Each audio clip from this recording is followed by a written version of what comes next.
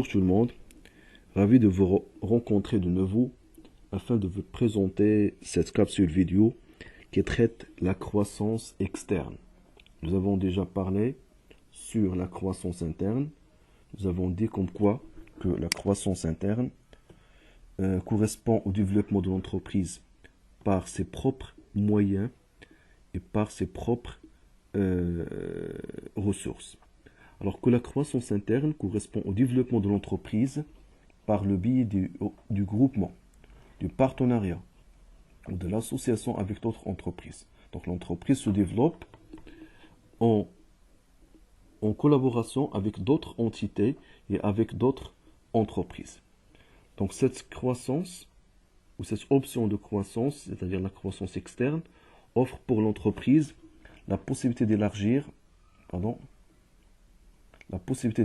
la part du marché, de réduire la concurrence. Donc, on va constater, après cette opération de croissance externe, des opérations de concentration. Donc, plusieurs opérations de fusion, plusieurs opérations de regroupement sur le marché permet de limiter le nombre des offreurs sur le marché, le nombre des opérateurs sur le marché. Donc, la croissance interne est parmi les raisons de régime oligopole. D'accord? Donc, on peut citer l'exemple du marché bancaire.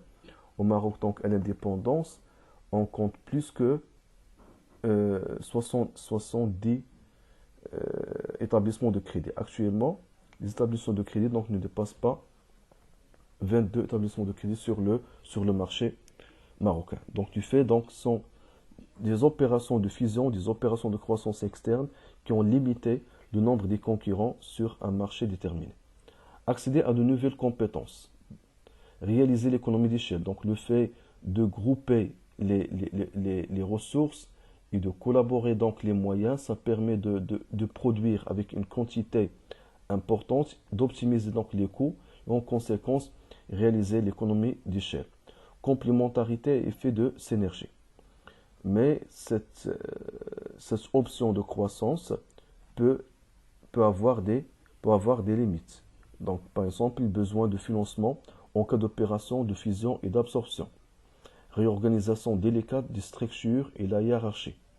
Difficulté d'intégration du personnel dans le nouveau système. La nécessité de bâtir la culture d'entreprise.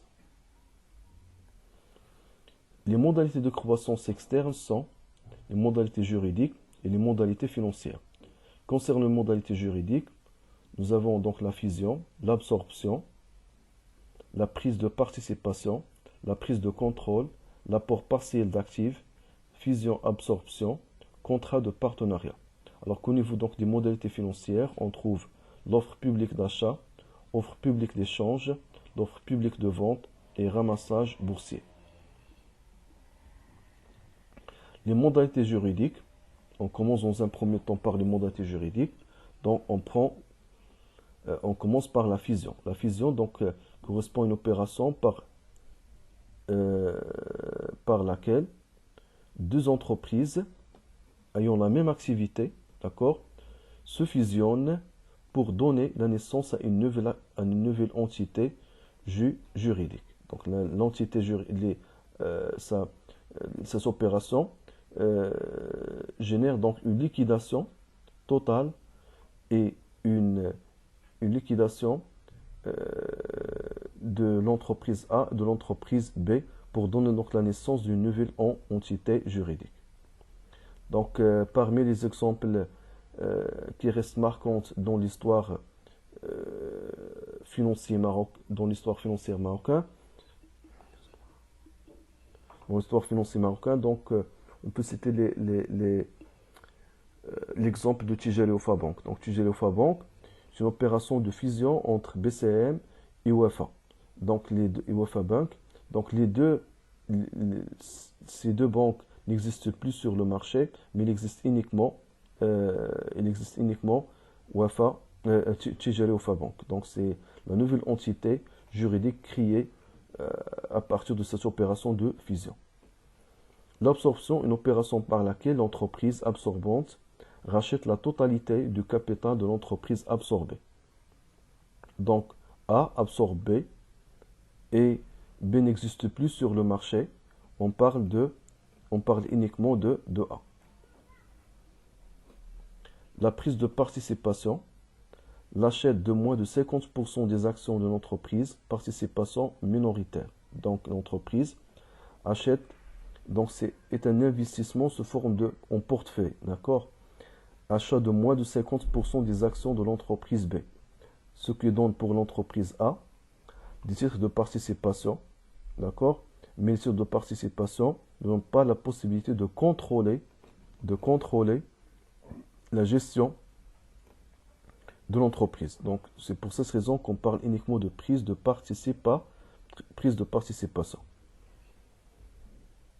Deuxième possibilité, prise de contrôle. L'entreprise achète de plus de 50% des actions. Donc, c'est prise de contrôle. C'est le cas, par exemple, de l'entreprise Orange qui a actuellement plus de 50% dans le capital de Meditel. Et c'est pour cette raison que cette entreprise a changé la charte graphique de Meditel, a changé même donc le nom, l'enseigne commerciale, donc tout en précisant donc tout en choisissant donc l'enseigne commerciale de sa maison mère. Et aussi bien donc même au terme de gestion, c'est l'entreprise qui gère donc la partie importante de ex-Meditel. L'achat de plus de 50% des actions de l'entreprise, donc on parle d'une participation majoritaire. Cette participation majoritaire donne pour l'entreprise la prise de contrôle. L'apport partiel d'actifs. Donc dans le cas de ces opérations, prise de contrôle et prise de participation, l'investissement en portefeuille ou l'achat du portefeuille se réalise par de fonds, par de la liquidité. Alors qu'au niveau de l'apport partiel d'actifs, donc on a l'investissement en portefeuille ou l'acquisition des actions se réalise par la participation via des actifs. D'accord? Donc on parle de l'apport partiel d'actifs. Quels que soient donc des machines, des matériaux de transport, matériel d'outillage, etc. Donc une opération par laquelle une société apporte une partie de son patrimoine actif à une autre société en contrepartie des titres émis par la dernière. Donc l'entreprise A apporte une partie de son actif vers l'entreprise B en contrepartie des actions. Fusion-absorption. Lorsque deux sociétés se rapprochent afin de former une seule entité, on parle de fusion-absorption. À la fin de l'opération, l'entreprise absorbée cesse d'exister, tandis que la société absorbante se maintient. Ce type d'opération peut mobiliser des moyens financiers considérables. Donc on peut citer l'exemple de l'opération de Celefin avec Teslif. Donc Celefin absorbe Teslif. L'opération a donné donc à la liquidation de Teslif et Celefin existe toujours sur le marché. Partenariat est un accord,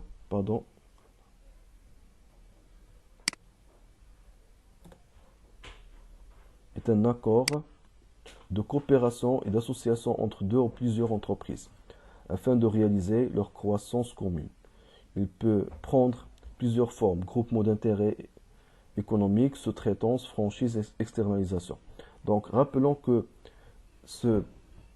cette modalité figure dans la stratégie d'impartition. Donc toutes les modalités de stratégie d'impartition sont des stratégies de croissance externe.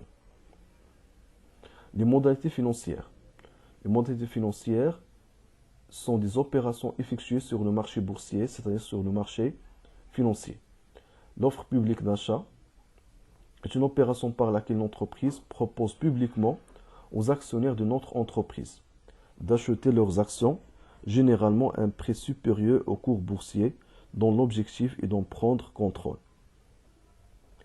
Offre publique d'échange consiste à proposer aux actionnaires de l'entreprise convoitée d'échanger leurs titres en contrepartie des actions ou des obligations convertibles créées par cet effet, par l'entreprise qui lance l'OPE.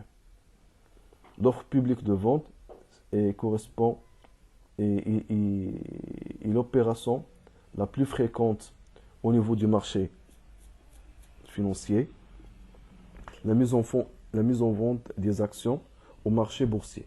La mise en vente des actions au marché boursier sont des actions sur le marché primaire. C'est l'émission des actions pour la première fois sur le marché boursier. Et la mise en vente, c'est-à-dire l'offre publique de vente, c'est-à-dire tout destiné donc pour l'ensemble des marchés, sans désigner telle ou telle entreprise, tel ou tel investisseur. Ramassage boursier est une opération sur titre consistant pour un ou des investisseurs à se porter acquéreurs d'actions en bourse à leur cours de cotation en évitant de fortes variations boursières. Donc, je vous remercie infiniment pour votre amiable